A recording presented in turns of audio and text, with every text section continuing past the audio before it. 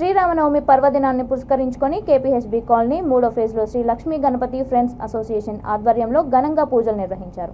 అనంతరం భక్తులకు ప్రసాదంతో పాటు పానకం అందజేశారు. ఈ కార్యక్రమంలో అసోసియేషన్ సభ్యులు కచిన్, జేఎల్ఎన్ రెడ్డి, చెన్నారెడ్డి, రామరెడ్డి, వెంకటేష్ రెడ్డి, సుబ్బారెడ్డి, గాల్రెడ్డి, బొట్టు సత్యనారాయణ తదితరులు పాల్గొన్నారు.